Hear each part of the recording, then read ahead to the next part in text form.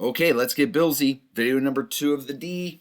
We have the introductory press conference of Joe Brady earlier today, which you can find my video on that. That was posted just maybe an hour or two ago. Now we have Josh Allen did a follow-up press conference where they got his input on a variety of things, and I'll touch on those various subjects. Now the big sirens were blaring, red flags all over the place. News was that Josh was in a walking boot and on crutches. He had a broken bone in his foot, his fifth metatarsal. Got it cleaned up. Said that honestly, if they had a game today, I'd be playing. It'd be uncomfortable, but I'd be playing. And said it's something he's been dealing with. It's an old injury that he re-aggravated, but it really kicked in week 16 of this year. So that means Josh played 3 regular season games and 2 playoff games with a jacked up foot. But what would we expect? We wouldn't expect anything less, I should say, from Superman. Then they touched on Joe Brady, how he's excited for Joe Brady, and he really appreciated his perspective of being in the interviews and very thankful that his input was heard, though he didn't necessarily have decision-making power, but he was very honored to be somebody that the Bills brass could lean on and get the player's perspective of things. He said things that stood out about Joe Brady was his realness and that he's a guy that players can get behind and really play for. And that he also has nothing but love for Coach McDermott, and said as soon as he was called by Terry Pagula and told about the dismissal of McDermott, that he immediately called Sean McDermott to give him his thoughts and, chat with him about that. So good on him. Glad to see there wasn't any issues between those guys. Obviously, they've been a big part of each other's careers. He also mentioned he felt like he had a part in the dismissal. In his mind, hey, if I would have made another play here and there, probably we're not having this press conference. Maybe we're talking about being in the Super Bowl instead. So that was something that he was really sickened by.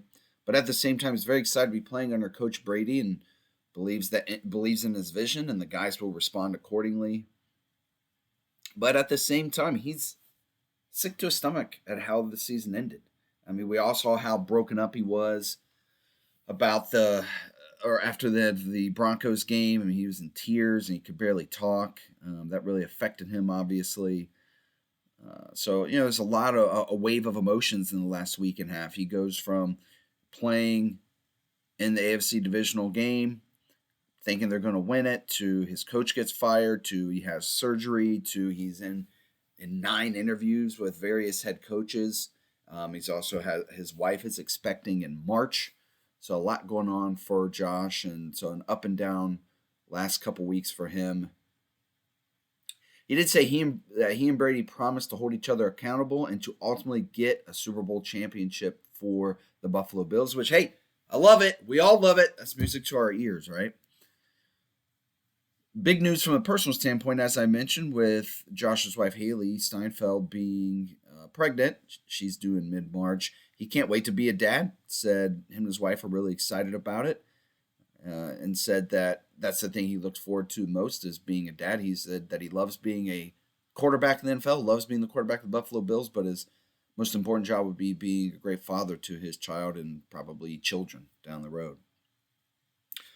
One last little tidbit, he was very adamant that Keon Coleman is someone he believes in and that they will both work tirelessly to get things right, and he plans to be successful as a team, and with Keon Coleman being a part of that. In addition to that, Joe Brady mentioned that he was the one that Pagula was referencing when he said, I stood on the table to get Keon Coleman. And ultimately, he believes that the best thing to have happened to Keon Coleman is that I'm your head coach. Again, that's from Joe Brady to Keon Coleman. So we'll see how that goes. Obviously, we all want it to work for all the players involved and all the coaches. But obviously, the way Keon Coleman's situation went left some doubt if he would be back in Buffalo. But to me, he's got 2 years left on a deal. It's a cheap rookie deal. The Bills are in kind of cap, not hell, but they're pinch tight. They're not going to trade a guy for a bag of balls and then go and have to replace him. It's just not going to work.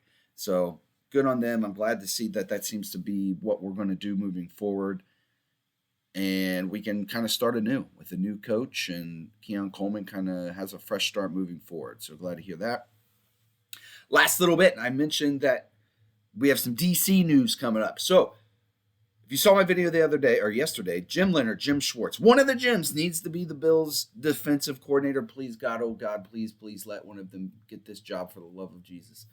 And Jim Leonard, I was a little concerned. He interviewed with the Chargers yesterday for their vacant defensive coordinator position, but the Chargers ended up going with Chris O'Leary, who had worked with Harbaugh's brother in Baltimore prior. Great. However, speaking of the Ravens have requested to interview Jim Leonard. So, and I understand the Bills have as well. I imagine that's something that's going to go really quick. I would say by the end of the weekend, certainly early next week. And I'm really hoping whether it's Jim Leonard or Jim Schwartz, for the reasons I mentioned in my video yesterday, one of the Jims, come on down.